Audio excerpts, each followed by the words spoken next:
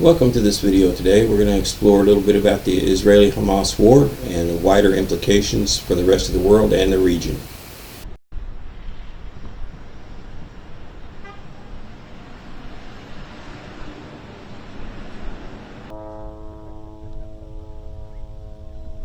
People possibly be supporting Palestine? It just is hard to wrap our minds around. Yes, especially after the ISIS-like tactics that we saw. It's very that were so shocking. So okay, here's big picture. The sense I'm making of things to try to consolidate all the complexities there. So first and foremost, what's happening between Israelis and Hamas, I think, is best understood as just really, when all is said and done, a classic blood feud. Now, you could biblically, right, we could take this all the way back to Isaac and Ishmael, okay? Well, Dr. Steve Turley is correct there. It could be considered a blood feud. It goes back thousands of years throughout history. You can study it and learn it, and the conflict will probably never be fully resolved, no matter what happens. Thousands of years of history to it. So that's one thing that's happening here. Obviously, this is not, I mean, when Netanyahu got on television, basically said, we're going to end Hamas. In effect, what he was saying is this blood feud comes to an end. A wider war in the region of the Middle East would involve Iran, Egypt, Syria, and maybe even Russia, Lebanon, all coming against Israel. That's not going to be a good thing, but you'll see in the end that Israel does potentially have a solution for that problem as well. There's two solutions proposed: a one-state solution and a two-state solution. Everyone gave credence to the two-state solution. But over the last decade, as Israel's hardened and become more and more nationalist, populist, ultra-Orthodox in its politics, the left is basically dead in Israel. It's totally nationalist, populist.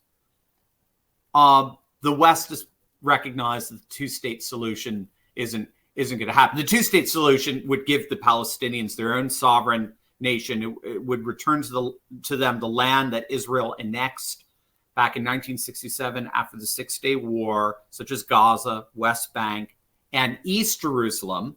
And that Eastern Jerusalem would serve as the capital of Palestine. So the two nations would more or less, they would share a capital, Eastern Jerusalem and Western Jerusalem to Israel. The one-state solution is that Israel keeps the land it annexed post-1967, and Palestine, for lack of a better term, Palestine in effect is consigned to a province within Israel, something like Quebec in Canada.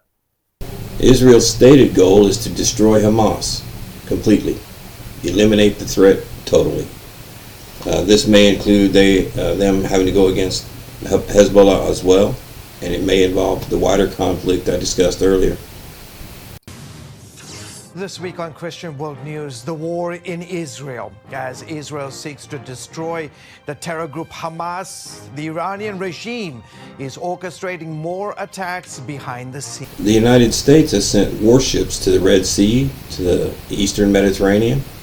They have two aircraft carrier strike groups, and they have some warships in the Red Sea in order to prevent further escalation. Crush and conquer. That's the goal of the Israeli military as it pursues its war on Hamas. Israeli leaders warn this could be a long and difficult war, especially if Iran unleashes its proxies.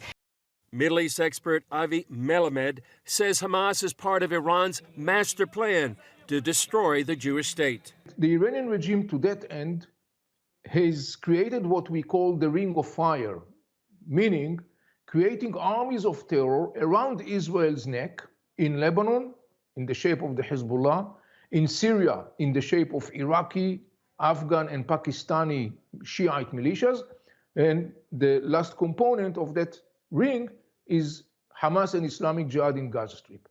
Meanwhile, other regional hotspots are emerging. A U.S. warship in the Red Sea intercepted missiles meant for Israel, fired by Iranian-backed Houthis. 3 U.S. military bases in Syria are also reportedly under attack. These events signal the possibility of a wider Middle East conflict that would fit the idea of the Iranian regime creating a regional ring of fire. The Israeli Defense Force has confirmed that Hamas is holding about 200 hostages in Gaza. The hostages held by Hamas should be a #1 priority. Some have been freed. We're going to watch a little bit of a video about one of the IDF soldiers that was captured in southern Israel. One of them is 19-year-old soldier named Karina Ariev. Karina's sister spoke to CBN News' Bureau Chief Chris Mitchell about the last words she heard from Karina.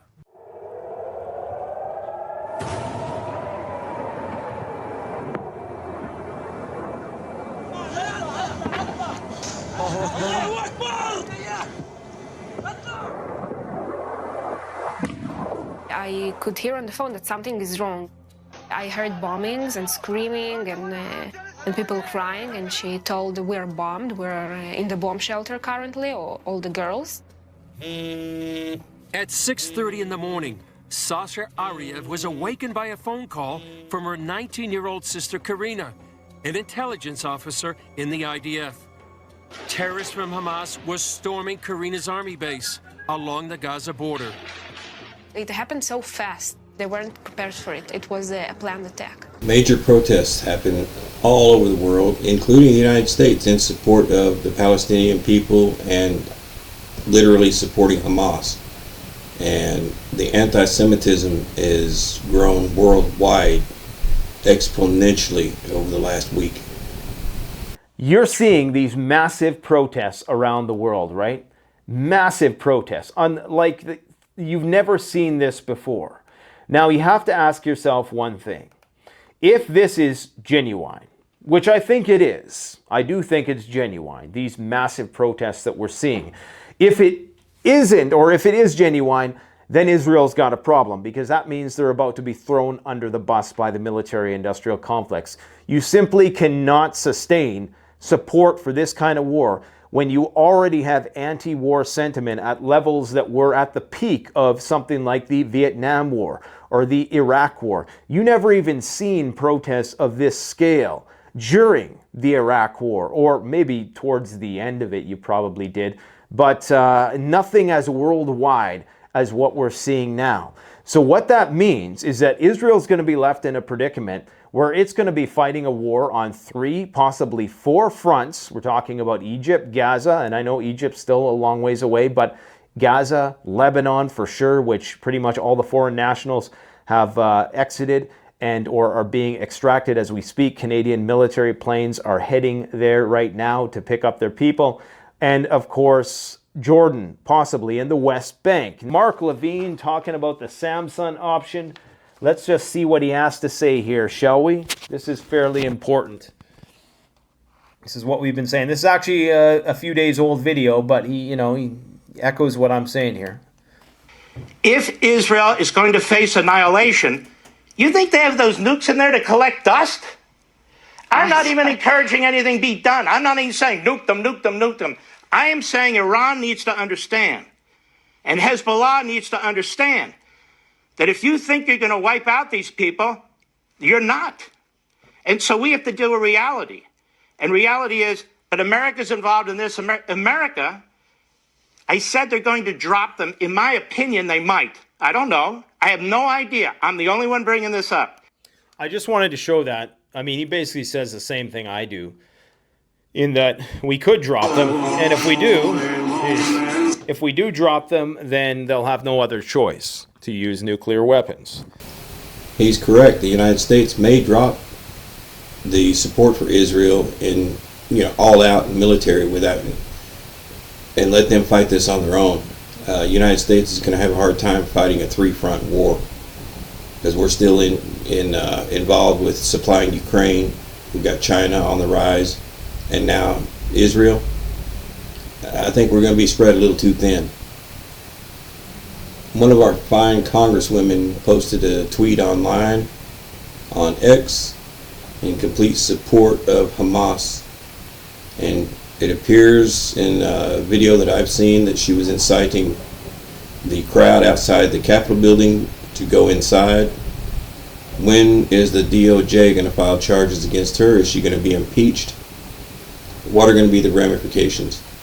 She needs to not be there anymore. It was posted on social media.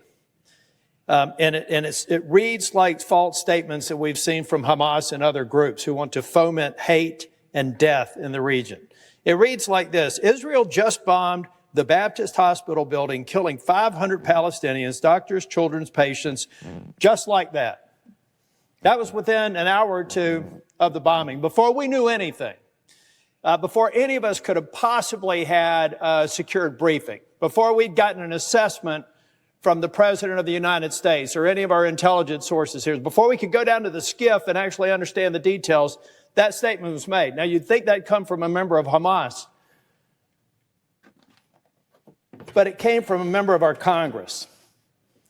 If that member of Congress wants to take responsibility for the protests that we now see in Beirut, good on you.